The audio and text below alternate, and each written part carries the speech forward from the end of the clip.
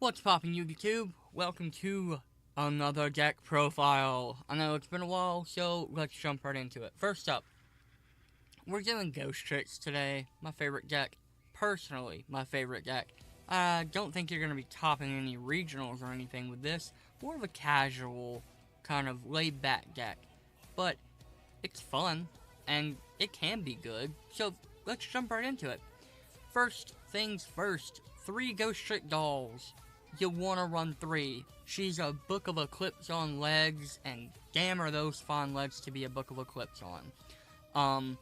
Ghostrick doll is a Book of Eclipse on legs. At the end of the turn, if you flipped your face up this turn, you flip every possible monster into face down defense position, and then for every one of those monsters that you flipped face down, you can special summon a Ghostrick monster from your deck to the field in face down defense position. That's right, special summon pretty much anything in the Archetype from the deck into face down defense position, which is right where you want it. Very powerful card. Run 3. Next up, Neko Musume. Run 3. She's great. She combos off with Ghostrick Knight for the Neko Nightlock. We'll go over Ghostrick Knight in a minute. Just know it pretty much makes it to where your opponent can't flip anything face up, and all their shit stays face down for the rest of the game. Run 3. Her ability is if she's on field and you have another Ghostrick on field, whenever your opponent or whenever anyone summons a monster that's level 4 or higher, normal or special, it's auto flipped face down. This does not target, so any monster that comes to the field that's a level 4 or higher automatically gets flipped face down defense position. You do have to have another Ghostrick on board besides Neko to have this effect go off. It's just powerful though, like, she can lock your opponent's board down to where they can't make any plays. It stops effects, it stops special summoning, it stops XZ plays, it stops synchro plays.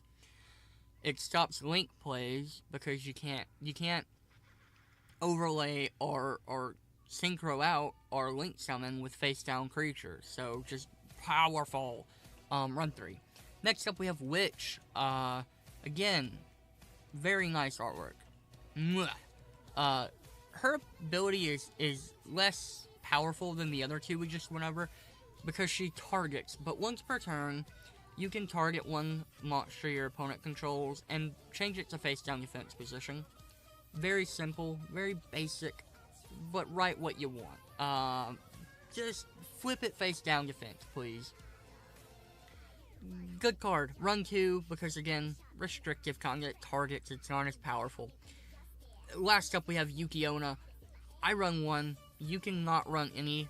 She's a pet card of mine, is why I run 1 though. M'lady. So, she's basically a single monster quaking Mirror Force for whatever destroys her by battle. Basically, if a monster destroys her by battle, that monster is flipped face down defense position and cannot change its battle position. So it can't be flipped up until you want it to be, pretty much. She can be a nice first turn play because all Ghostricks have the same 2 effects that you can't summon them unless you control another Ghostrick. Like, you can't normal summon them unless you control another Ghostrick. So the only way to get your first Ghostrick on board is to set them. And that once per turn you can flip them into face down defense position. So she's a really good first turn play because either your opponent runs her over and they get permanently flipped face down, or she lives until your next turn when you can flip her and start summoning other Ghostrick monsters. So I run her at 1. You cannot. It's up to you. Next up we have Ghostrick Jack Frost. The first of the level 1 cards, all level 1 Ghostrick monsters are hand traps. So this is going to be the first in the long slew of those. Same Ghostrick jargon, can't be normal summon, blah blah blah, flip it face down whenever you want, once per turn. But this one says, when an opponent's monster declares a direct attack, you can change that opponent's monster to face down defense, and if you do, special summon this card in face down defense. That sounds situational, because like, when's my opponent gonna direct attack, you know? more often than you think. It's it's powerful because the field spell that we'll go over later pretty much makes it to where your opponent's always going to be attacking you directly. So his effect goes off a lot more than you think. And having the power to just not only stop the attack, but also flip your opponent face down and get more board presence at the same time. Very nice. I run him at 2. Next up we have Ghostrick Spectre. He cycles himself, so this card's already pretty good. You can choose not to run him if you want to. Let's go over his effect. When a Ghostrick monster is destroyed by an opponent's card effect or battle with their attacking monster, that's important. You can't slam your Ghostrick into something and get the effect, but if your opponent runs him over, you get the effect. He gets special summoned to the field in face down defense position, and you can draw a card. So he replaces the card that got blown up on the field. He draws you a card, so he replaces himself out of your hand. He's just a really good neutral play. You don't go neg. It's actually a +1 because you're getting a card on the field and then you're drawing a card to replace him. So you're technically going +1 with him. Legend, you idiot. Spectre is not a +1. It is a neutral. It does not net you an additional card in hand. How are you that dumb, you piece of shit? Unsubscribed and disliked. Just cycles the deck. He's a good card. I run him at 1. But you'll see later on that the deck has kind of an issue with getting clogged with level 1s because all of them besides Mary summon themselves. So let's move on to Lantern. When an opponent's monster declares direct attack or attack on your Ghostrick monster, you negate the attack and then special summon him in face down defense. He's basically a negate attack on legs.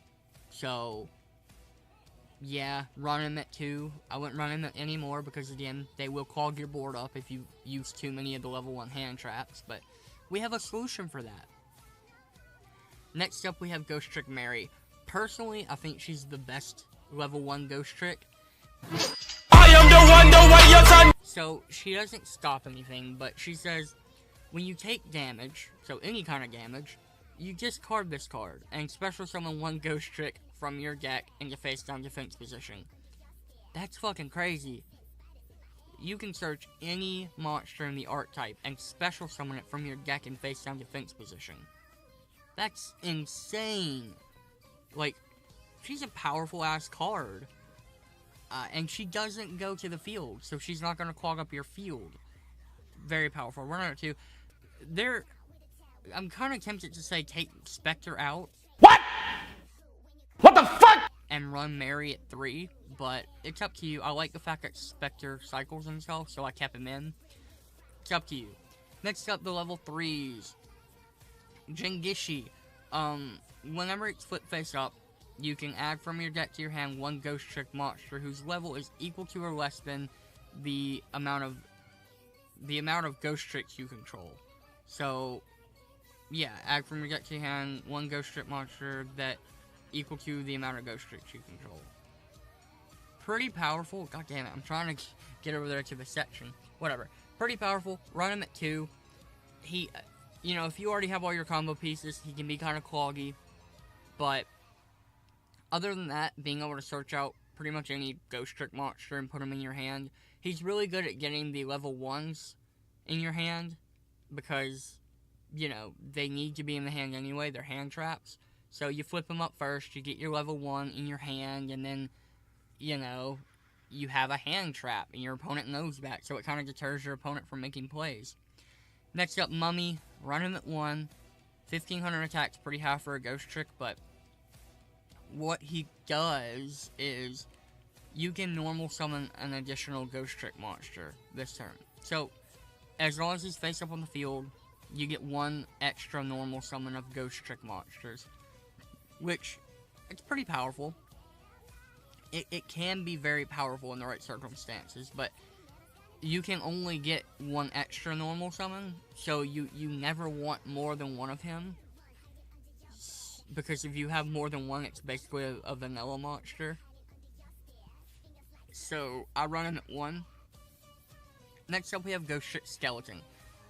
probably, I mean, if you've seen my channel mascot, you know he's one of my favorite Ghostricks. So, you flip him, whenever you flip him face up, you can banish cards from the top of your opponent's deck equal to the number of Ghostrick monsters you control. Very powerful. I mean, banishing face down is pretty much the best way to get rid of cards. And you can banish a maximum of 6 per turn. It is a hard once per turn. So, you can only activate one Ghostrick skeleton effect once per turn. So, you always want to flip him up last. That way, you can hit that maximum number of milled cards. But he's super powerful.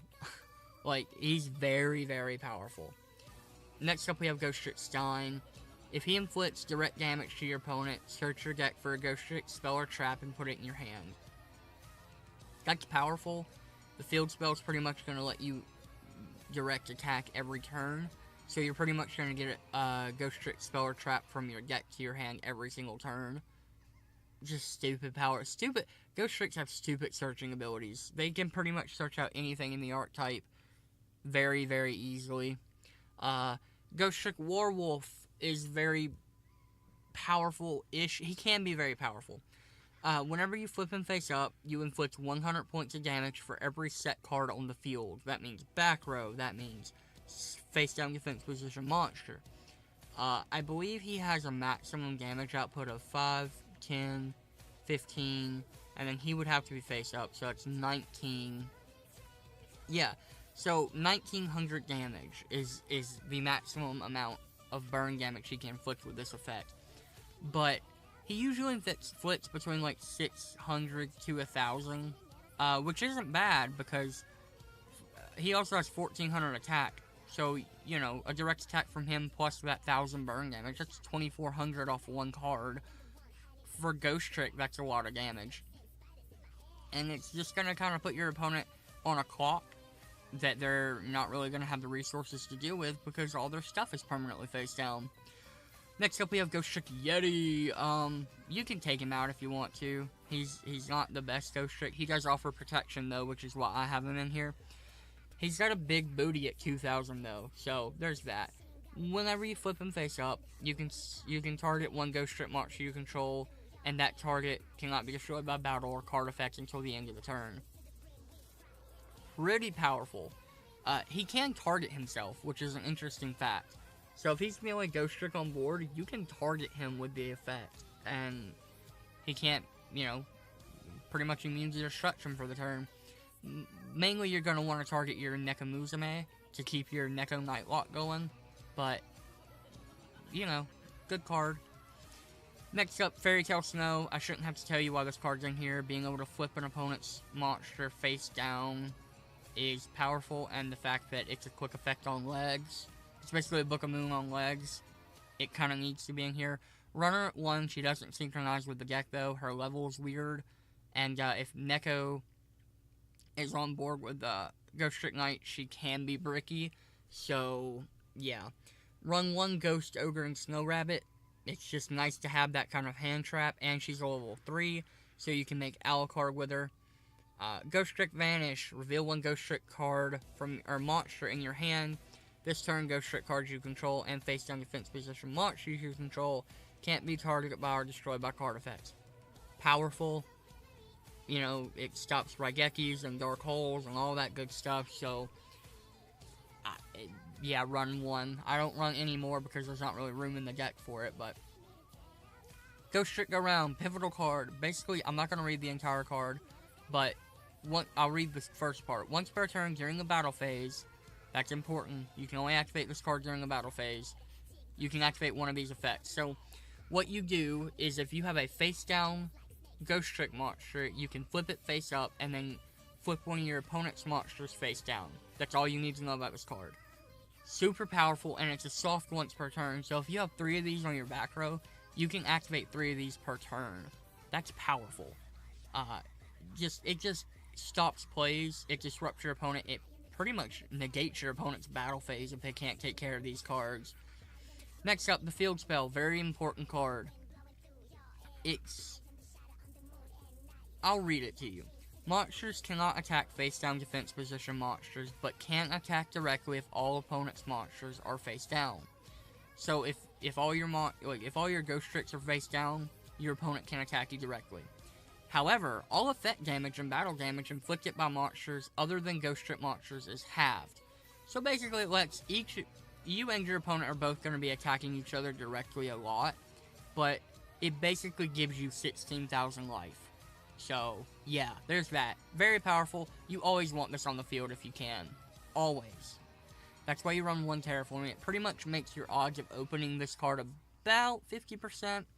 And you have cards like Stein and some cards in the extra deck that can search this card out for you. You just want this card on board. Ghostrick Knight. Neko Nightlock. This is what I was talking about. While you control a Ghostrick monster, your opponent cannot flip summon monsters. So, their face-down monsters are permanently face-down. And when this card is destroyed, your opponent cannot declare an attack for the rest of the turn. You want this card on board just to take away your opponent's options. That's what this card does. You always want one on board. If you don't have one on board, use Stein or the extra deck monster we'll talk about later to search it out. You always want one. Next up, Twin Twister. I run 1. Yeah, back row destruction. Not much else to say. 2 Quaking Mare Force, because this card, it was pretty much made for this deck. So let's move on to the extra deck.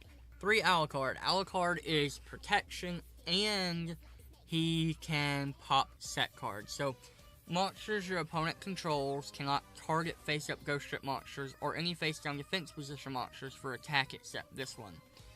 So, yeah, he stops your Ghostrick or face-down monsters from being attacked in case you haven't got your field spell out yet. And you can detach 1 XYZ material, and then target 1 set card your opponent controls, destroy that target. It's a once per turn effect, and it does target, but that's powerful. You can destroy your opponent's face-down defense monsters, you can destroy your opponent's back row that they haven't popped yet. Really good card, run him at 3.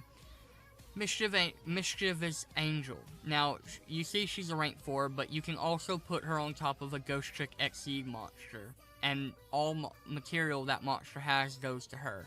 She has, basically, I'm not going to read the whole card, but once per turn you can detach a material, search your deck for a Ghostrick spell or trap card, add it to your hand. Once per turn you can add 1 Ghostrick card from your hand to her as XYZ material, and if you have 10 or more material on her, you win the game. Don't go out of your way to try and fulfill this win con. She's a very good searcher, and she has very good stats for Ghostrick. So, you know, if you can get her to 10 material, fine, whatever.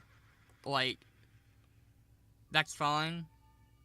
But don't get too out of hand with it, because I've seen people lose games because they're trying to go for her win con, and they fuck up. They lose track of what they're doing, and they get blown out of the water because they don't keep that tight leash on their opponent. So, she's good at searching cards out of the deck. She's got nice stats, especially because you're going to be attacking directly with the field spell. Use her. Don't just try and win with her. Next up, Dual Hand, probably the weakest extra deck monster, but you want to run 3 anyway. It gets 200 attack for each Ghostrick card you control. That's important. Each Ghostrick card you control. So, Ghostrick Mansion counts. Ghostrick Knight, Ghostrick Go Round. Those count. So it can get pretty crazy. Once per turn, during either player's turn, you can detach 1 XYZ material from this card. Target 1 monster and half its attack, pretty much. Until the end of the turn, the target you pick gets its attack halved. It's not really relevant because it's probably going to be in face-down defense position anyway, but you can target one other, when this card's sent to the graveyard, you can target 1 other Ghostrick card in your graveyard, put it in your hand. It's okay. It can get pretty big. It does have that weird battle effect that you're probably never going to use, but it also gets you something back from the grave when it dies, so not a bad card. The next one's probably the best extra deck monster, though. This card is really good. Her effect is, once per turn you can detach 1 XYZ material, target one monster on your face-up monster your opponent controls, and if its attack is less than the combined attack of all Ghostrick monsters you control, destroy it. If you do, that monster card zone becomes unoccupiable while you have face-up Ghostrick monsters. You can shut your opponent's extra monster card zone down with this card. It's crazy. You can stop your opponent from making extra deck plays, period. How could this happen to me? Sorry, I timed out there for a second. Crazy card, put it in your deck, run 3. Last up, we have Luge Assembled Nightingale. This is probably going to be a weird one for people, but remember when I said level 1 Ghostrick monsters can clog up your board? This is kind of the answer to that. If you have like 4 level 1s on your board, and you just want room, she takes as many level 1s as you want to put under her. So you can put 4 level 1s under her. Her effect reads, this card gains 200 attack for each Xyz material attached to it. This card can attack directly. While this card has the XYZ material attached to it, it can attack a number of times each battle phase up to the number of Xyz material attached to it. Once per turn, during either player's turn, During either player's turn, you can detach one Xyz material attached to this card until the end of the turn. Luge monsters you control cannot be destroyed by battle or card effect, and also you take no battle damage. So, pretty fucking good. If you use 5 level 1s, which you never will, you have 5,000 attack. Or, no, sorry, 1,000. Oh, God, sorry. 1,000 attack. And you attack 5 times, so you do 5,000 damage because you attack directly.